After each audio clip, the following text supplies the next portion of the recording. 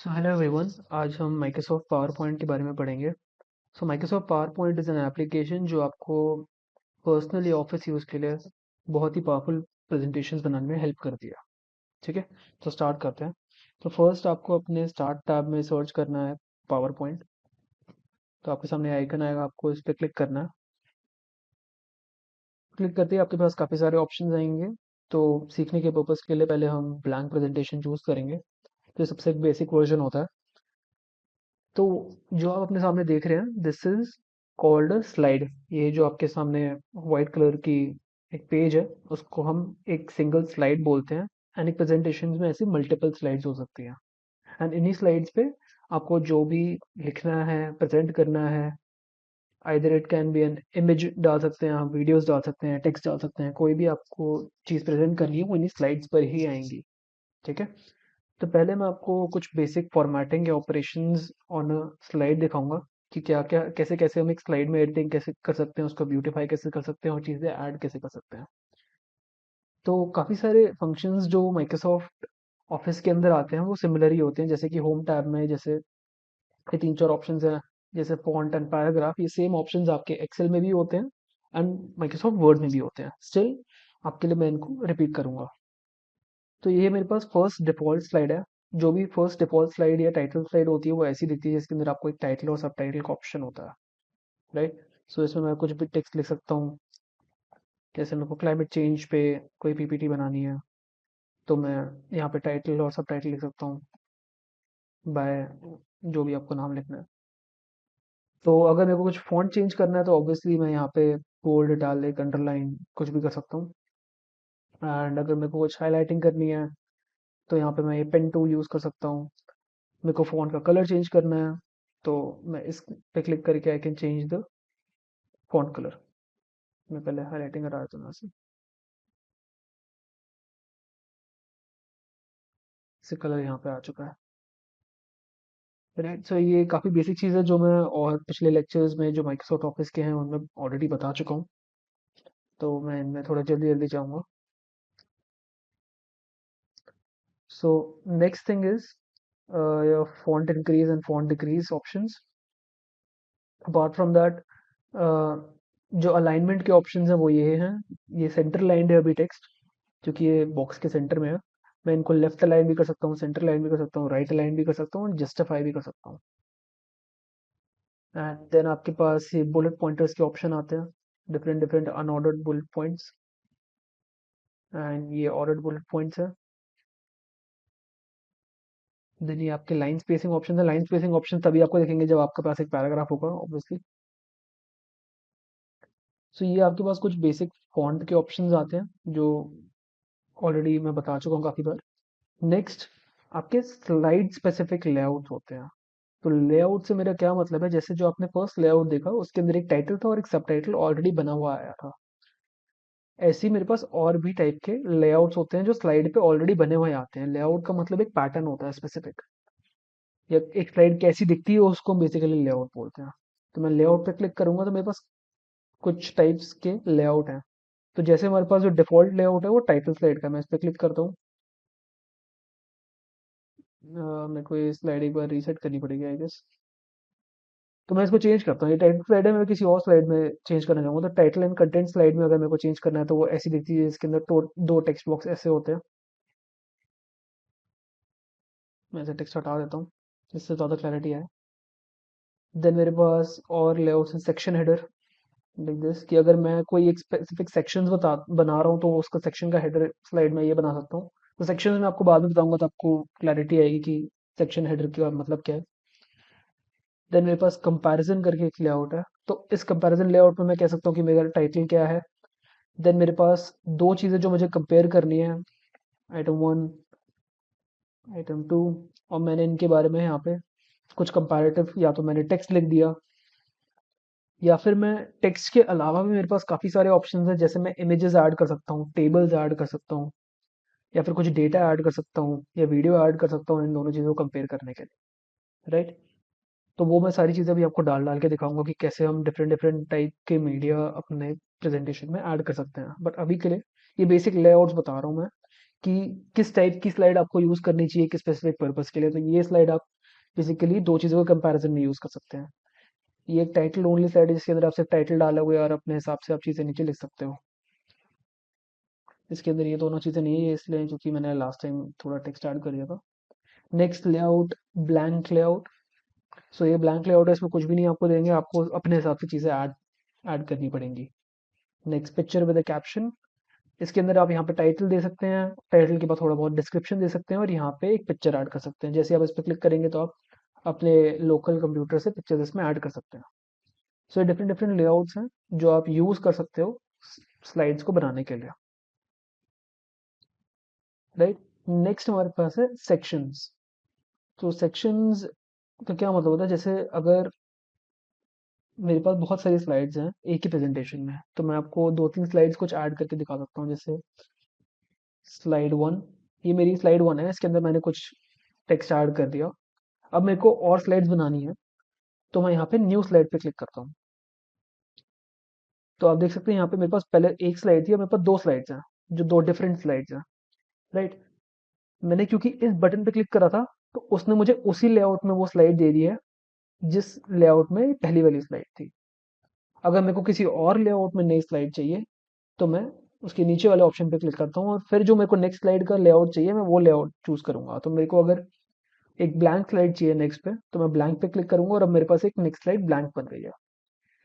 तो let's assume कि मेरे पास slide one, slide two, slide three है, एंड इसके बाद मैं एक नया सेक्शन शुरू करना चाहता हूँ।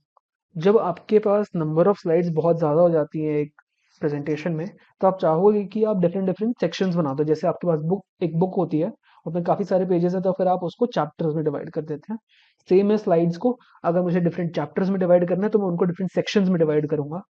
तो अगर मेरे को एक नया सेक्शन यहाँ से स्टार्ट करना है, तो मैं यहाँ पे सेक्शन पे क्लिक करूंगा, ऐड सेक्शन पे क्लिक करूंगा और मैं बोलूंगा सेक्शन टू, इसको सेक्शन वन, राइट।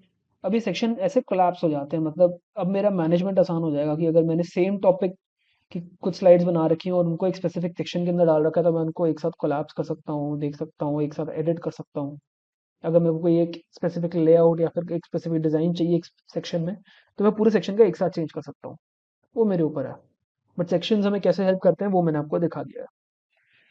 अब कुछ बेसिक स्लाइड फॉर्मेटिंग पे आते हैं। मैं सारी स्लाइड्स डिलीट कर देता हूँ।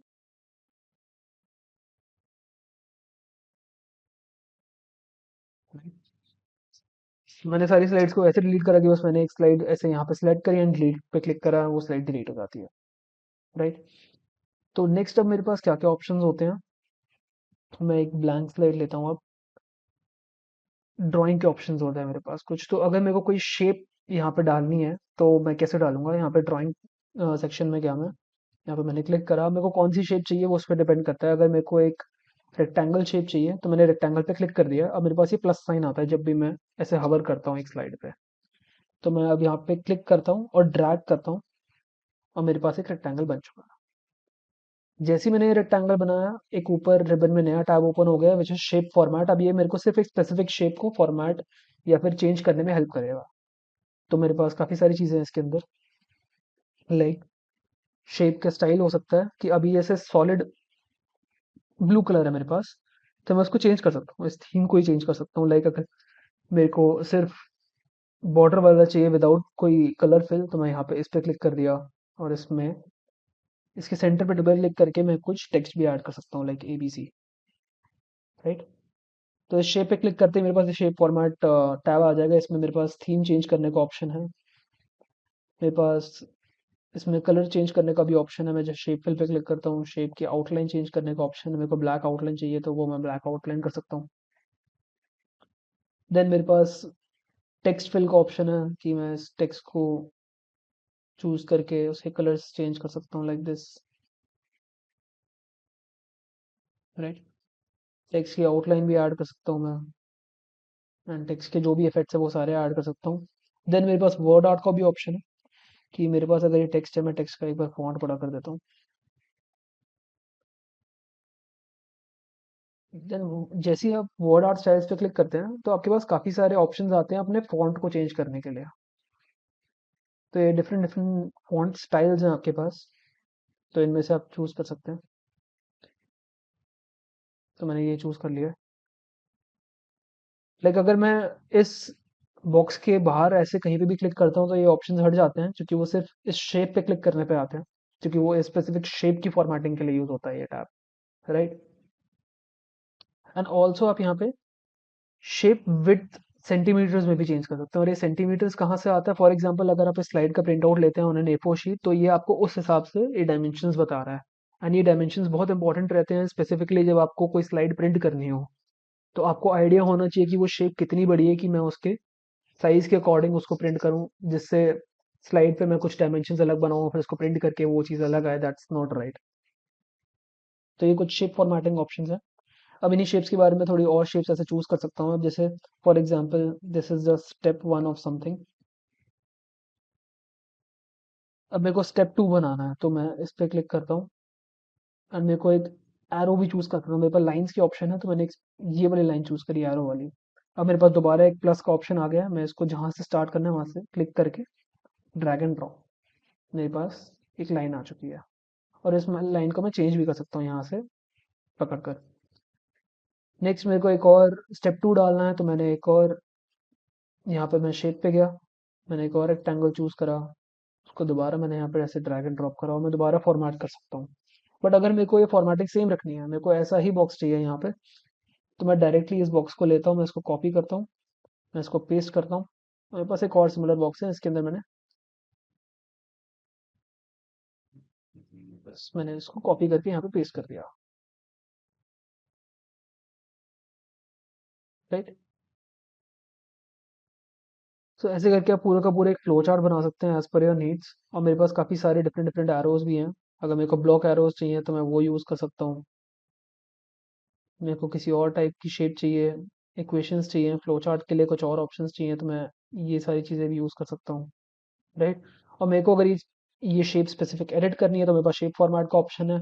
और इसमें जैसे मैंने आपको बताया, मेरे पास डिफरेंट डिफरेंट थीम्स हैं, कलर्स हैं, टेक्सटाइल्स हैं जो मैं यूज़ कर सकता हूँ। एक इंपॉर्टेंट चीज़ जो मैं आपको बताना चाहूँगा कि जैसे मैंने ये शेप ऐड करी और मैं चाहता हूँ कि ये इसके ऊपर ना है, ये इसके पीछे है। ये जो एरो है, this should go behind the rectangle. अभी ये एरो इस रेक्टेंगल के ऊपर आ रहा है, मेरे को ये एरो पीछे चाहिए। तो इसके लिए मैं अरेंज यूज कर सकता हूँ। अरेंज पे क्लिक करा तो order objects, bring bring to the front, send to the back, bring forward, send backward. तो इसका मतलब क्या है कि मेरे को इस ऑब्जेक्ट को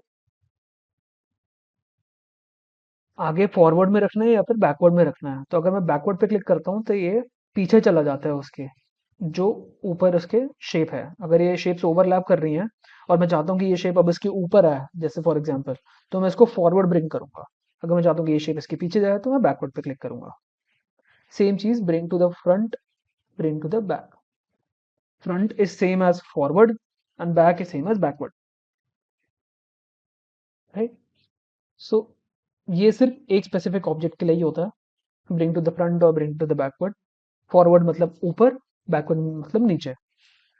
अब फॉर एग्जांपल आपने एक पूरी की पूरी फ्लो चार्ट बना ली, डिफरेंट डिफरेंट आपने शेप्स यूज करी, अब आपका जो टोटल चीज़ है वो बन चुकी है।